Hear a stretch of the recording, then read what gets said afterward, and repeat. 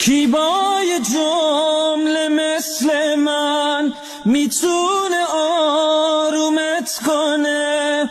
اون لحظه های آخر از رفتن پشیمونت کنه. دلگیرم از این شهر سرد، این کوچه های بی عبور.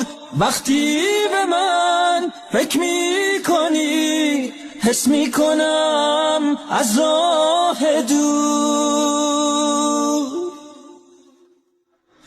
آخر یه شب این گریه ها سوی چشامو میبره.